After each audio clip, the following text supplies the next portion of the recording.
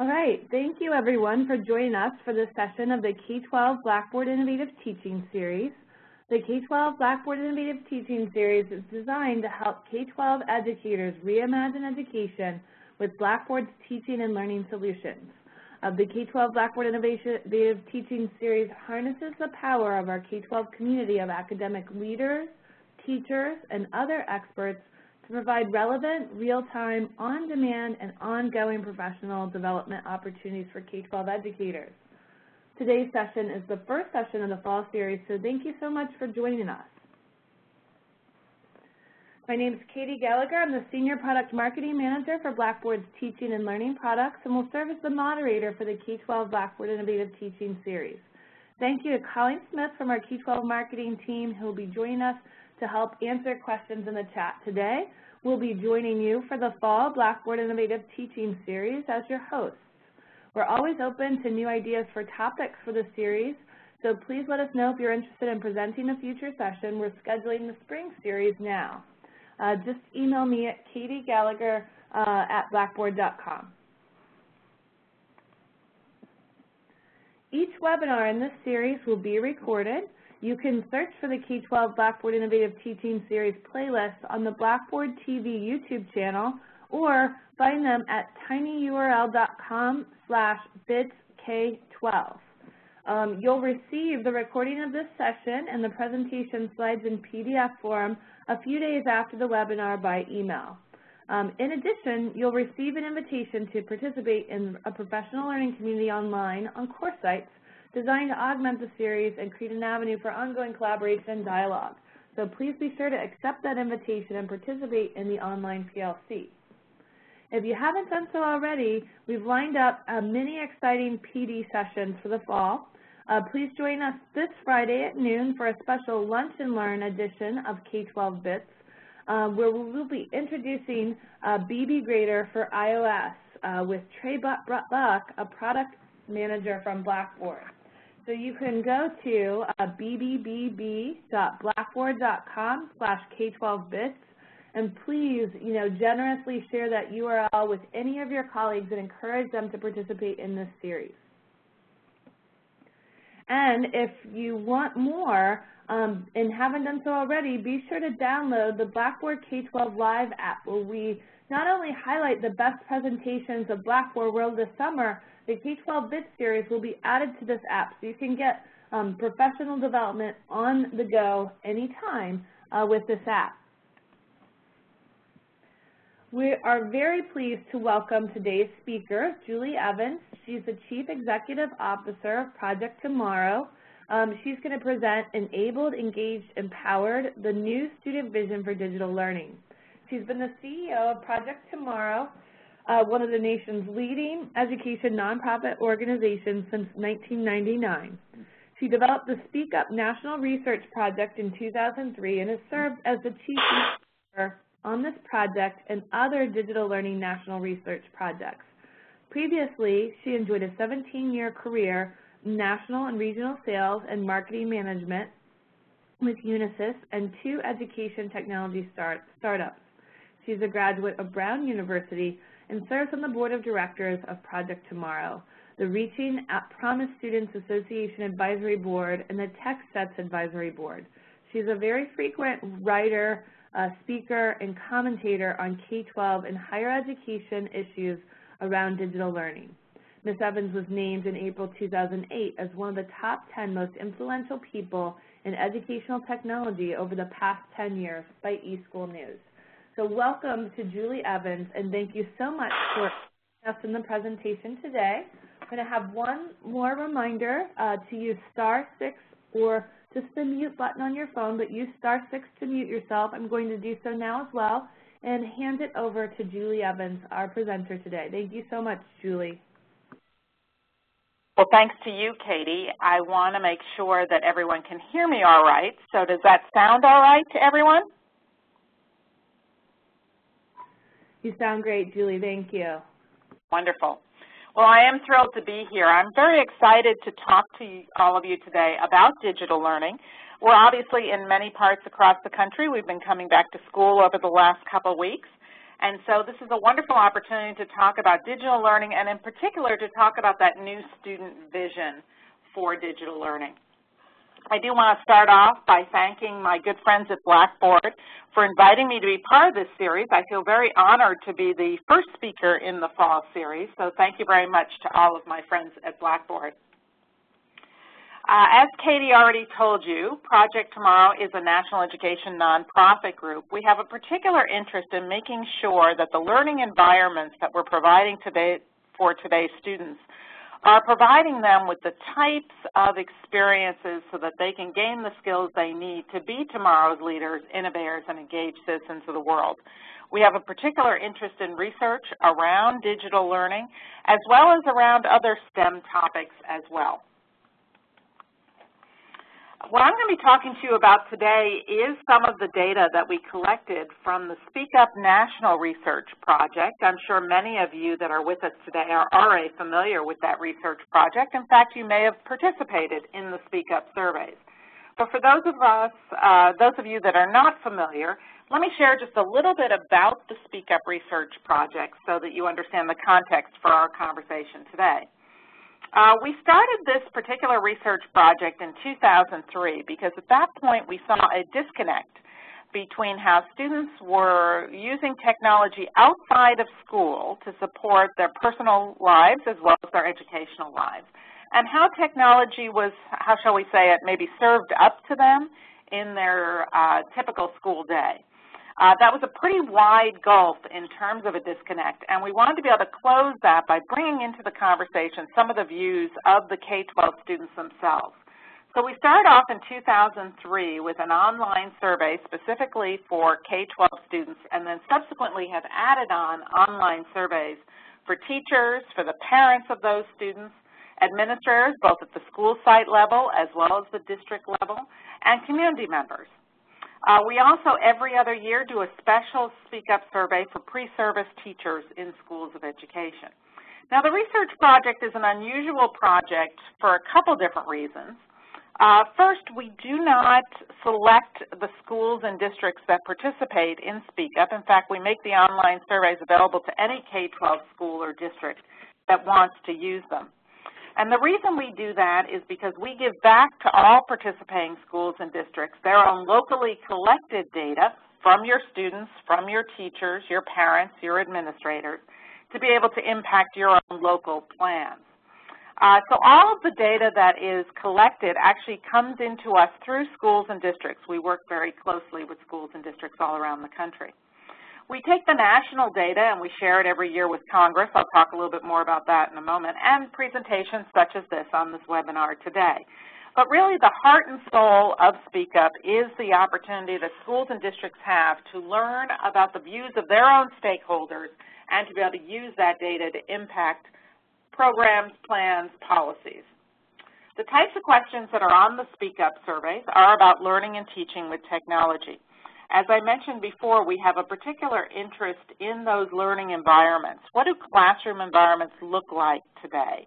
How are there different types of innovative classroom models that are being implemented in schools and districts? And what is the role of different types of emerging technologies in supporting those innovative classroom models? So we ask all the respondents to talk to us not just about how they are using some of these emerging technologies, such as mobile devices, digital content, educational games, but also about their aspirations for using those type of technologies or some of these innovative classroom models. And so we like to talk about the fact that the SpeakUp surveys are not just about counting things, but also about collecting the attitudes and the aspirations of your stakeholders. So the data I'm going to be sharing with you today is actually from SpeakUp 2013. The online surveys were open last fall from about the beginning of October to the middle of December. That's kind of our traditional SpeakUp time. And we collected about 403,000 surveys from schools and districts all around the country. As you can see, it was about 9,000 schools, 2,700 districts. You can also see here the breakdown in terms of the different audiences that we had. Now, we do extraordinary outreach to make sure that the data is representative of all the different types of student populations as well as communities. And so we're always very pleased to be able to report that our SpeakUp participation from a school standpoint generally breaks down into about a third urban, a third rural, and a third suburban. Changes a little bit every year, but basically about that. We're also very pleased to do outreach to Title I schools and to be able to look at some of that data in isolation and to be able to compare that with some of the other data that we have as well.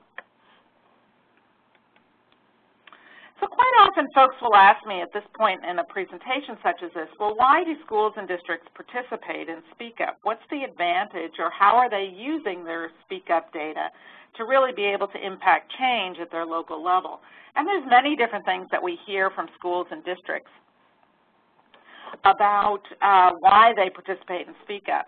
One of the ones that I think is really interesting is where I will have superintendents or school board members or school principals tell me that they're concerned about some of the mythology that is out there today about digital learning, about how students want to use technology for learning, about what some of the values are that parents hold around digital learning, or what teachers are thinking about regarding some of these different emerging technologies. And so I think it's interesting to think about the fact that SpeakUp can help you counteract some of this mythology that's out there that you may be hearing as well. Now, as I said, I have the opportunity to not only present our data every year with Congress, but also to be able to share it with many governor's offices, think tanks, research organizations, as well as different policy organizations. And here's just a sampling of some of the mythology that I have heard about digital learning. Some of these may make you chuckle. They may also be the type of thing that you're hearing as well. So I think it's interesting to think about the SpeakUp data as a way to counteract some of that mythology at the local level.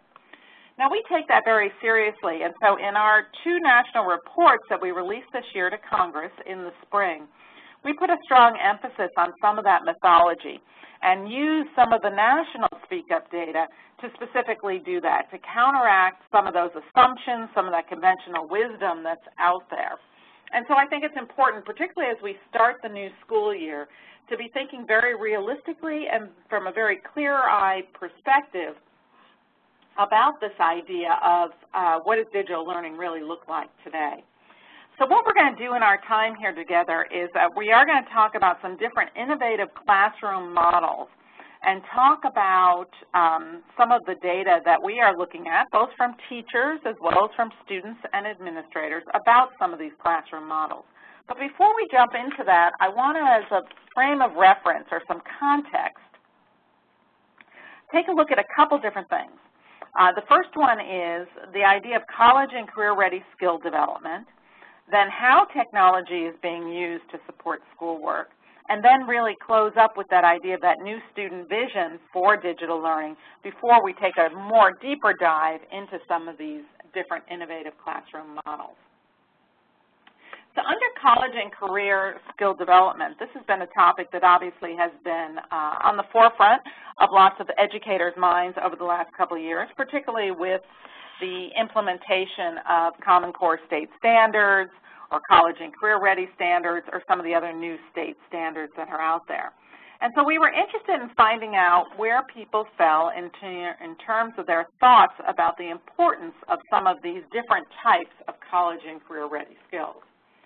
So we asked the adults in our different survey audiences, district administrators, teachers, parents, and community members, to talk to us about the relative importance of these different skills and which ones did they think were most important for today's students to acquire as part of their education. And you can see here that critical thinking and problem-solving skills came up at the top for all of the 4 adult groups that we surveyed on this, with the exception of teachers, but it was very close in terms of the teachers' side of it. We thought it was also particularly interesting that technology skills came up very highly, in particular on the district administrator side and the community member side. So we wanted to take a deeper look to see if there was a linkage between the technology skills as an important college and career-ready skills and student success. So every year on the SpeakUp survey, we ask the parents of the students, as well as teachers and administrators, to give us a relative ranking on the importance of the effective implementation of technology on student success. Now let me tell you folks, when we look across all those different audiences, and what I brought for you today was kind of a snapshot focused in on high school, we see that folks say yes, it's important all the way across the line. The differentiation comes in when we look at those folks that have a little bit more intensity in their answer, where they've answered it as extremely important.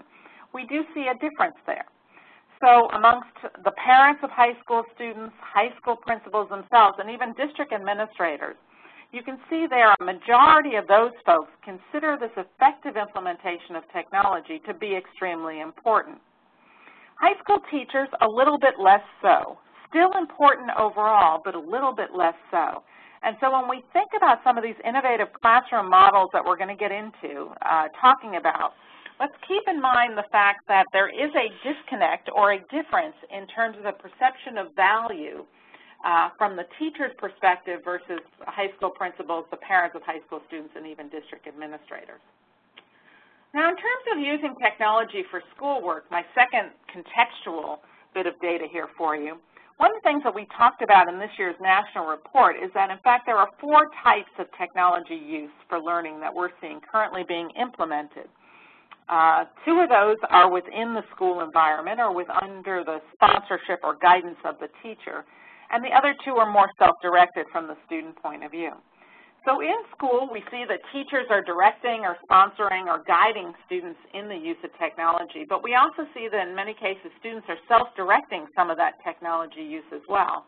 And then out of school, particularly in terms of implementation of maybe some flipped learning models, we see that students are using technology to support assignments and homework, but they're also pursuing their own academic interests and using technology as the gateway to explore some of those academic passions that they may have that are totally beyond the access of or the sponsorship of teachers or schoolwork.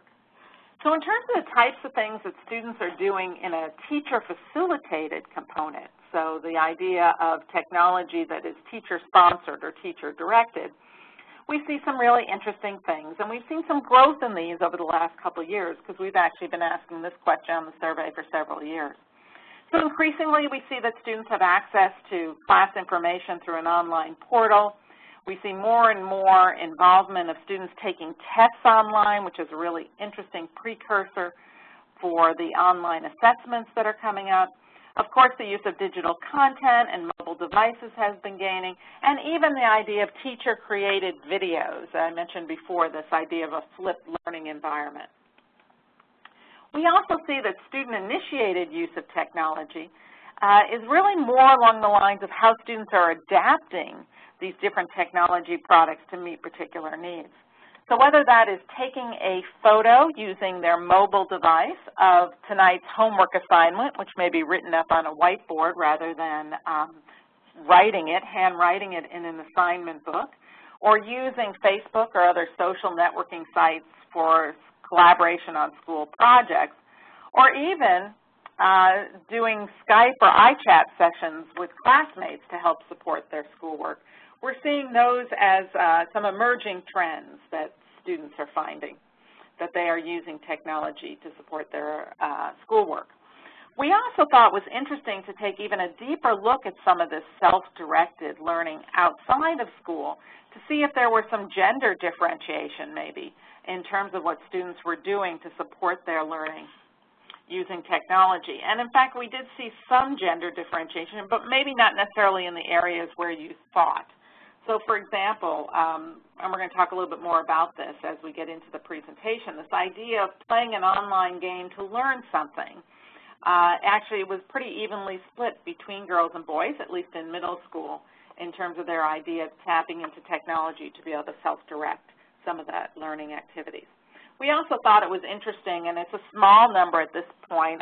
We're interested to see on this year's SpeakUp surveys if that changes, that students told us that, in fact, they were using Twitter as a tool either to get some of their thoughts out there about academic topics that they were interested in or to follow people that they considered experts. So let's also now talk about this new student vision for digital learning, and this is something that we've been talking about for quite a while. So I'll give you just a summary of some of our national findings over the past 11 years that we have been polling students. And as I mentioned early on, our first effort here was really focused in on getting that student voice into this conversation. So a couple interesting things that are at the very high level. In many ways, we see that today's students are functioning as a digital advance team for the rest of us in terms of their aspirations around using technology to support learning. In many ways, they are a pace car in terms of feeling comfortable not just adopting different technologies, but actually adapting them to be able to meet specific needs that they have for learning. The other thing that we have seen is that when we talk to students, and in addition to doing the survey work, I have the wonderful opportunity of doing about 30 focus groups a year with K-12 students from all across the country, and every year I hear this same point. Students' frustration point with the use of technology at school, folks, is not necessarily about the quality or quantity of the technology access that they have, but really what they consider to be the very unsophisticated use of the resources and the assets that are there. And this, of course, is creating this more persistent digital disconnect, which isn't so much about skill level anymore, but more about the valuation on the use of technology. Now, overall, what we find is that students are interested in a much more personalized learning environment that more closely replicates the way they are interacting and exchanging information outside of school, communicating with folks, living their lives in short. And so what we've been talking about for the last couple of years is this idea of this new student vision for digital learning, which really is the student vision for learning in general. And we've categorized it as three key components associated with this. The first one is that the students are particularly interested in social-based learning environments. That's where they have the opportunity not just to communicate with peers, but also to collaborate with peers, with their teachers, with experts around the world. They're also very interested in learning environments that are untethered, so that they do not feel that they are limited by the resources, the physical resources in their school or in their community, but that they can have access to the internet and all of the different types of educational resources that may be beyond their school walls or their community boundaries. The students also tell us that it's particularly important for them to have digitally rich learning experiences, not just for the engagement piece of it. And quite often I think we are too quick to minimize the role of technology as an engagement tool, because the students themselves talk about the digital richness of the content that they're using as a wonderful way to bring context and relevancy to their learning process. And so this combination of the social-based learning, the untethered learning, and the digitally rich learning is really what's driving, to some extent, the student's perception on what a personalized learning environment really looks like, really that new vision for digital learning. So as I said, those were all to sort of lay the context for our bigger conversation today, which I want to get into in terms of talking about innovative classroom models. And in particular, what I want to share with you is some of our data around the mobile classroom, the virtual classroom, and then the blended learning classroom.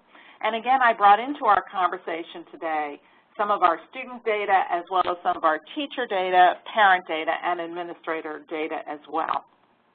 Now, please feel free, as I'm going through this, if you have a particular point that you would like to ask a question on, you can go ahead and start putting those questions in the Q&A area or in the chat area.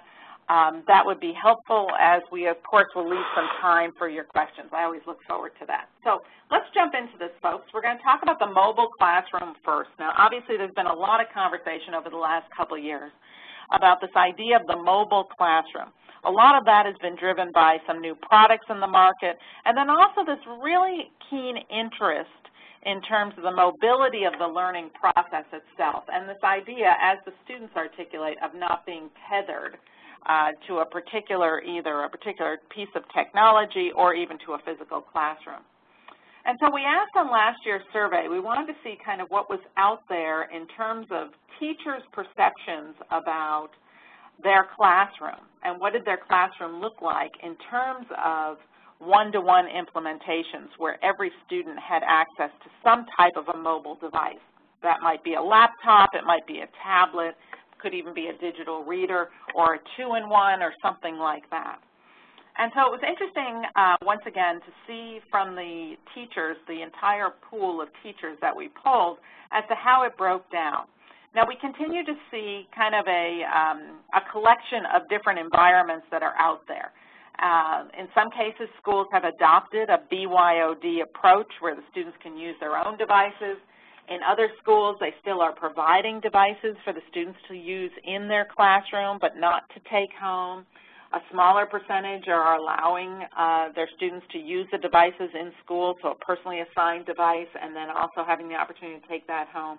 And then many folks are still doing sort of that checkout approach where the devices might be on some type of a card and the teacher has a particular lesson that they are working on that day that they want to use, the tablets, the laptops, whatever they might be, and they have the opportunity to check those out.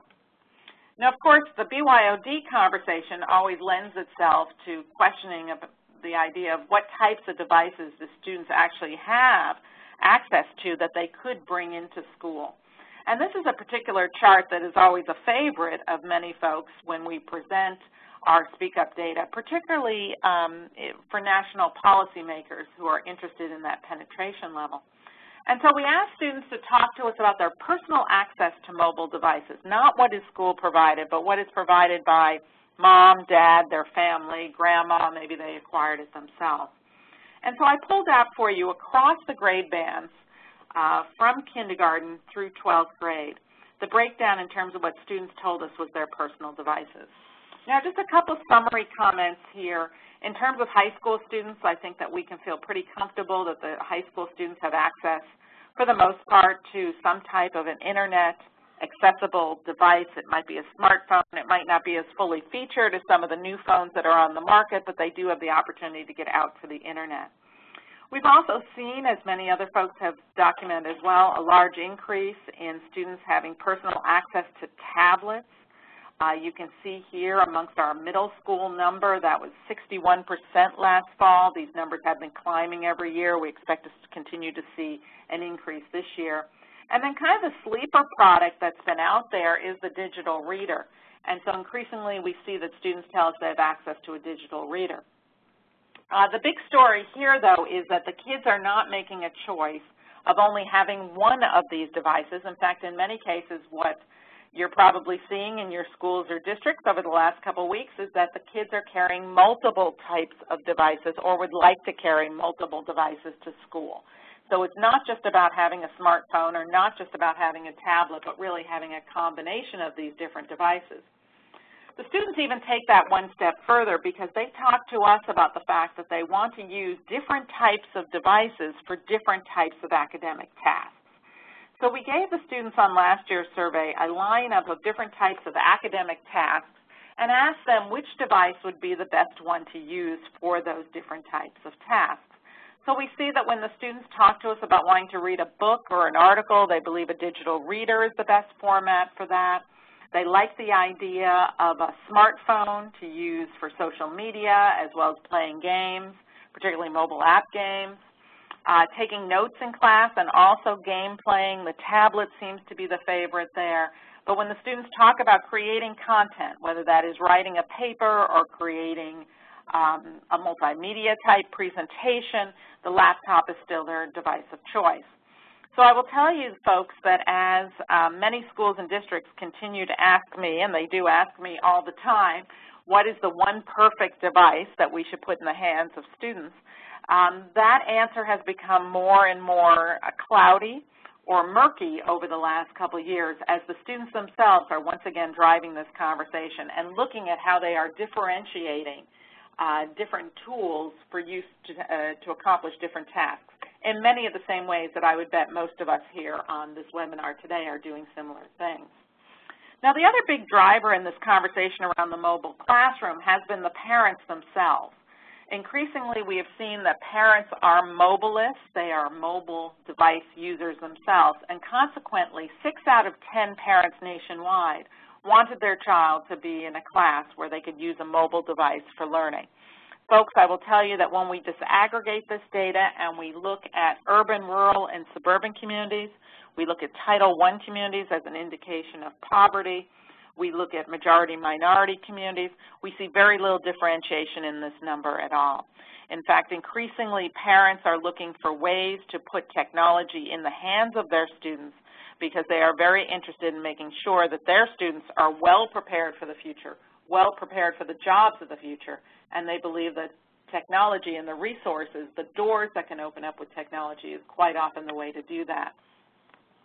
Now, our administrators are being responsive to that, understanding that not only do parents have a high degree of interest in the use of mobile devices, but that the students themselves actually have more access to the devices than they ever had before.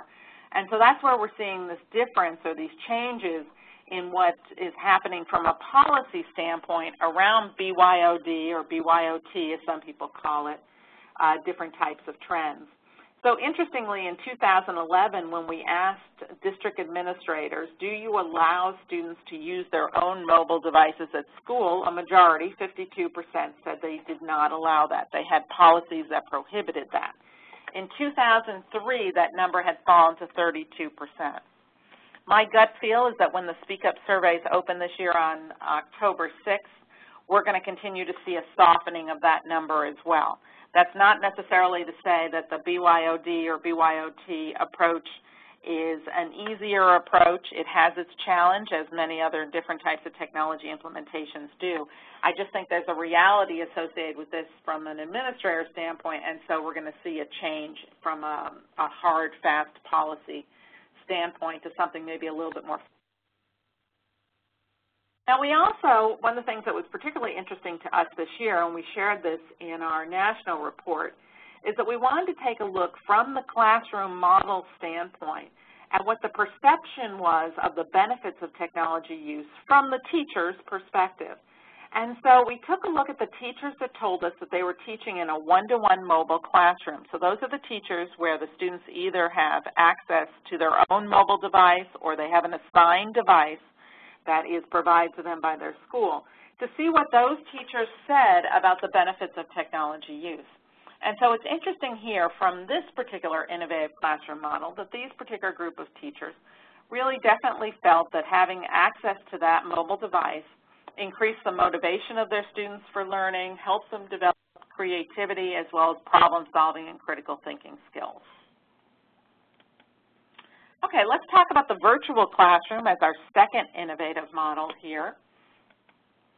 And it's been very interesting over the last couple of years to watch how schools and districts are implementing online or virtual learning classes and what different audiences they are addressing with those classes. So teachers continue to be the #1 audience for online learning, and we've seen that all across the country, where many school districts have either adopted some format of online learning for their teacher professional development, or in some cases, that's the only way that they're offering professional development out to their teachers today. We also, though, have seen that the administrators are thinking about students from a different perspective in terms of the audience. So it's not just about credit recovery anymore or those at-risk students, but they're also looking at it as a way to address some of the needs of advanced students, whether that is with additional classes maybe that aren't offered at their school or opportunities to earn some college credit. Now, when we took a look specifically at high school, we see that 41% of high schools say they're offering online classes for students in all of these core subject areas. About a third of them are offering classes in world languages. And specific to high schools, only about 17% report that they are not yet offering any online classes for students. In many cases, there are either state policies or some other reasons that are prohibiting the expansion of online learning within those particular high schools, but that's an area that we're continuing to poll on every year as well. Now, when we ask high school principals particularly about why they're interested in online learning, they do talk to us about some of the more traditional reasons to offer online learning for their students. And again, I mentioned that before around credit recovery, being able to help with some academic remediation, maybe keeping kids from dropping out. But we also see that there are some other options there, and so this idea of advanced coursework or maybe dual enrollment is something that is really gaining an interest amongst principals and different types of administrators. Now, we also asked students about their thoughts about online learning, and so this has been very interesting for us to watch as a trend line as well over the last couple of years. And what I brought for you today is actually middle school data. So we asked middle school students if what they thought would be the benefits of taking an online or virtual class as part of their education. And for the most part, these were students that did not have prior experience with online learning. And so it's interesting to look at from the student perspective that they really see it as a way to change the learning environment for themselves, to put themselves in control of their learning, to be able to work at their own pace, and really to be able to realize some of those benefits of personalized learning. So this does go back to that conversation that we had previously about that student vision for learning. In this particular case, the students feel very strongly that that untethered approach to learning is their way to receiving a more personalized learning experience. Now, we also did something additionally different this year in our digital trends report that we produced and released in June with our good friends at Blackboard again. We took a look at students' experiences in different types of classroom models. So we took a look at students in traditional schools and compared that with students that were in either a fully online course component or a virtual school, and asked them some attitudinal questions about school, about the efficacy around the learning process. And so it was interesting to see that for those students in the online or virtual schools, their responses were a little bit higher, in some cases significantly higher, than the students in traditional school. I'm particularly drawn to the fact, the bottom one here, where it says, I'm interested in what I am learning at school. On one hand, it is sort of a stark reality that only about a third of high school students, these were all high school students, folks, say that they are interested in traditional schools, say that they're interested in what they're learning in school. So I think that's a wake-up call for us all within the education sector.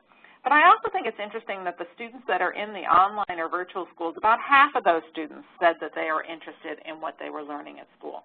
So it might have to do with the model, it might have to do with the way they are experiencing learning, it might also have to do with, as the students themselves tell me in my focus groups, that they feel that they have a better connection to their teacher and to their classmates. And so that piece of the engagement conversation is really strong here in that online and virtual school. Now, when we ask students what subject they would prefer to take as an online class, the response that comes up every year is math. The students are particularly interested in a different type of learning environment for math. It's also very interesting when I do focus groups with parents because they are increasingly concerned about math proficiency. They see it as a gateway, as many of us realize, to higher level courses, even to college. And so parents are concerned about their students' proficiency or competency with math as well. And so with the other trend that we're seeing is that in many cases, particularly in middle school, the students are telling me that they are taking an online math class not as a replacement for their brick and mortar math class, but as a supplement to their traditional math class. And that is really, in many cases, driven by their parents to make sure that they are getting all the support that they possibly need to be proficient in math and be able to advance accordingly. Now, again, we'll take a look at what the teachers tell us from a virtual class environment about the benefits of technology. And we see the responses here are a little bit different than what we saw in the mobile classroom. The teachers that are teaching virtual classes see the role of technology as definitely helping their students develop problem-solving and critical thinking skills, as well as developing ownership for their own learning. I also thought it was interesting that they saw technology as a way to apply academic concepts to real-world problems. And remember, one of the things that we talked about with the student vision was this context and relevancy conversation, how to make sure that the academic subjects that we are learning have a strong linkage back to something that has a contextual framework for the students themselves. And so it was interesting to see that the teachers in the virtual classes felt that was a hallmark of their particular innovative model. So the last model we're going to talk about before we get into some of your questions and answers is the blended classroom model. So we asked teachers last year to self-select themselves into a couple different types of blended models using the Christensen Institute model. And so we see that for the most part, teachers tell us that their instruction is primarily face-to-face. They're using a little bit of online curriculum, some resources, some tools. Some of the more sophisticated blended learning models are still at a small and nascent level at this point. We also see that there's a differentiation in teachers' use of digital content in the classroom, where in some cases it appears that science teachers in particular may be the most advanced, at least in our middle school and high school environments, in terms of using different types of digital content. In many cases, to be clear, that might have to do with their curriculum, with their particular subject matter, and some of the products that are available to them. We also thought it was interesting that, going back to this idea of college and career-ready skill development, that there's been a change in thought amongst teachers about the role of digital content in the classroom. And in fact, a little bit over a third of classroom teachers now see a way for digital content usage in their classroom to help their students develop critical thinking and problem-solving skills. Now, for a lot of teachers, about a quarter of teachers, that digital content of choice are digital games, educational games, serious games, depending upon what you want to call them. And so we asked students about the benefits of playing educational games within their learning environment. Now, we expected to see the idea of engagement coming up high, and it does come up high across the board in terms of the students' perspective. But I also think it's interesting that the students themselves articulate about the learning benefits of playing educational games. So it has to do not just with the process, but actually with the content and the context of that experience as well. Now, teachers' interest in game-based learning environments, of course, has to do with the engagement piece. But it also is noteworthy that the teachers are looking at a game-based environment to really serve multiple different purposes within their classroom model, whether that is reinforcing understanding of concepts that they've already taught, providing their students with opportunities to practice skills, opportunities to differentiate instruction for their students. So there really seems to be lots of different ways that games, sort of as a microcosm of digital content, can serve different sorts of teacher needs. However, even with that interest that teachers have in games, the games conversation continues to be one of those digital disconnects that we first reported on in 2003 when we started SpeakUp, where students having a much greater interest in the role of games in their learning environment than the teachers do, though we do continue to see increase on the teacher side. So to just sort of sum this up in the same way we did the other two, we asked teachers that were using digital content in their classroom about the benefits for their students. And for this particular cohort of teachers, this idea of increased motivation to learn was really the big ticket item for them, the big marker in terms of the benefits of technology use.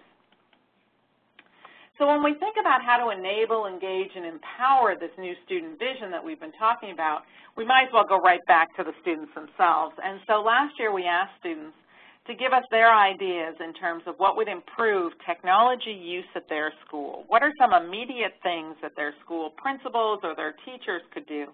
And so as we're talking about back-to-school activities, as we're talking about getting started with a new school year, I thought this might be helpful for many of you to hear directly from the students as to what they're interested in.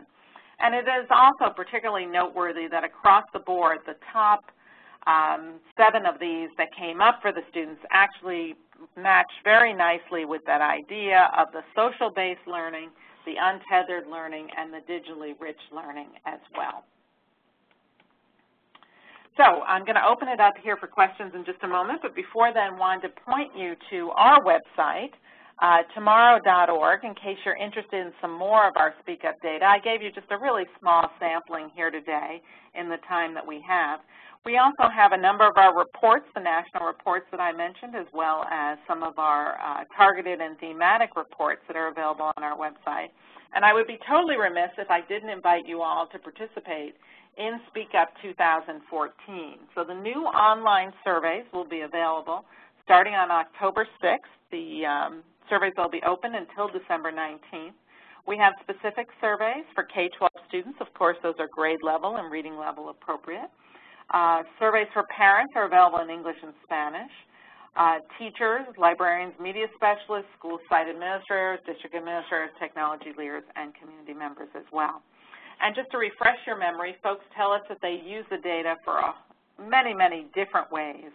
And once again, since you get back all of your locally collected data, and that will be available to you in February, you could start thinking about how you could use some of the data that I shared with you today to be able to impact your local plans, policies, and programs as well, based on the views of those stakeholders.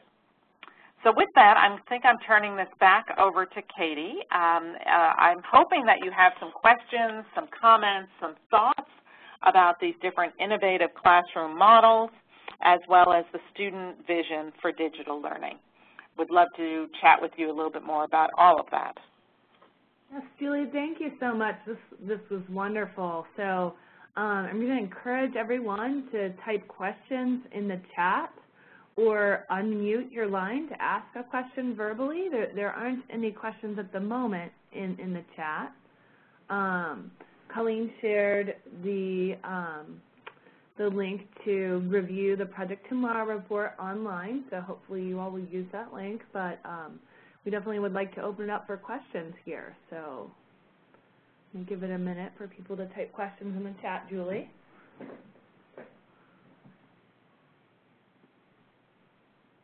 Well, I hope that everyone has had a good start to their school year. We have been very busy here at Project Tomorrow getting ready for SpeakUp 2014, and so I know that we've had an opportunity to interact with many of you over the summer and have very much appreciated the input that we receive from K12 educators all across the country to help inform our questions. Great, and we've got a question in the chat, Julie, from Randall Squire from coxsackiathens.org. What do you think is the cause for the gap between teacher desire for use of technology and that of parents and students? That's a great question, Randall, and I've obviously given that a lot of thought. I think there's a couple different reasons for that. I think that to some extent there is, it isn't that there isn't a desire on the teacher side. I just don't think we have done a good job collectively in the education community of defining what that value proposition is for the teacher. And so one of the things that we have seen in our data is that where teachers can have a personal productivity gain associated with the use of technology first, that then is often a stepping stone to thinking about how they can use that technology in their classroom. So I want to be cautious here because I don't believe it's a situation where teachers don't believe in the power of technology or value it. I just don't think we've done a good job of building up that value proposition. And so that's where I think it's interesting for schools and districts to look at their SpeakUp data on some of the valuations that teachers talk about regarding technology, because in many cases that's very illustrative of where they either need additional professional development, of where there may be tools that aren't meeting the particular needs that they have and should be better addressed with other tools. I think that's an important part of this. I also think that, as I mentioned before, I think that the really high valuation on the parent side for using technology within learning is in many ways driven by a concern that we see amongst parents, and we've documented this over the last couple of years as well, about their child's future. The recession over the last couple of years took a big toll in terms of parents' confidence that the education systems were preparing their students appropriately for the future. And so parents are interested in doing, as most parents have always been, doing anything they possibly can to make sure that their students are well prepared for the future. So I think we see a little bit of parents maybe over-eagerness on the technology side because of that concern, and then also a strong desire for more information on the teacher side about how to either effectively implement technology or where is the true productivity gains associated with it.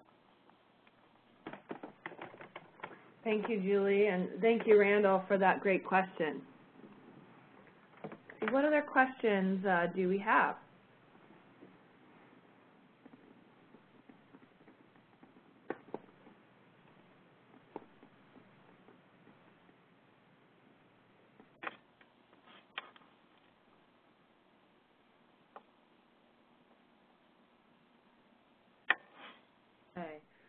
waiting for questions in the chat, let's see. Oh, I've got one. Yep, there, we answered that one.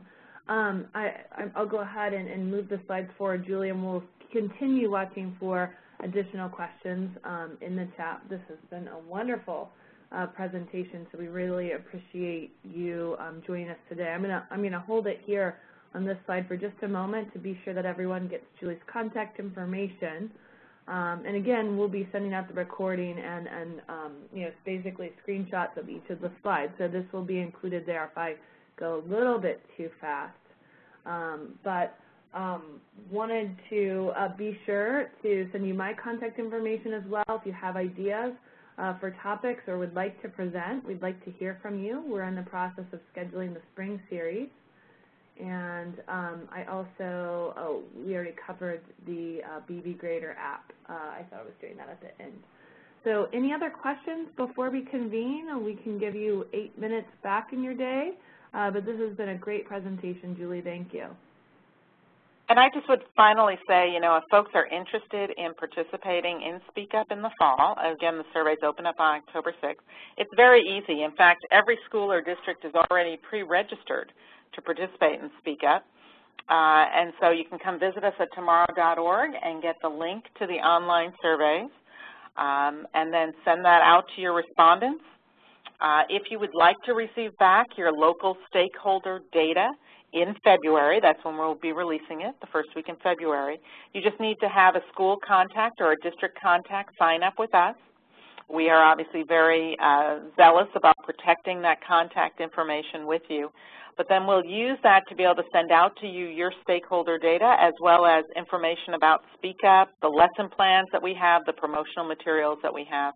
And all of this is 100% free, folks. There is no charge at all for participating in SpeakUp. This is a service that we provide to K-12 schools and districts to be able to help you better understand how to use the stakeholder views, the views of your stakeholders to be able to inform your digital learning plans. So I hope all of you will take me up on my invitation to participate this year in SpeakUp.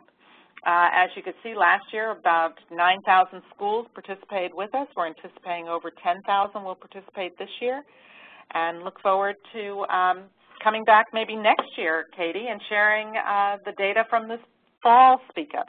We would absolutely love for you to do that, and thank you for suggesting it, of course. And yes, I mean, Blackboard highly encourages our customers to participate in SpeakUp. We've heard really great feedback from those who have.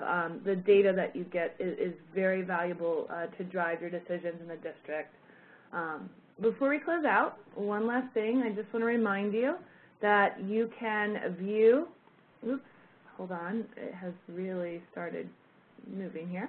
You can review the recordings from each session at this site. We'll be sending a link to the recording of today's presentation so you can share it with your colleagues so they can learn more about Project Tomorrow and the research from last year and hopefully encourage them to participate this fall. But the recordings will be published at this link and sent to you certainly. And the recordings are also available in the new Blackboard K12 Live App. We're very excited about this app, and you can see the sessions from BB World as well as sessions for this series will be housed within this app. So please download it today. Thank you so much, Julie. Thanks for everyone for taking time out of their day, and we hope you can join us on Friday at noon Eastern Standard Time for an introduction to our soon-to-come BB Grader app for iOS specifically for teachers. So thanks, everyone.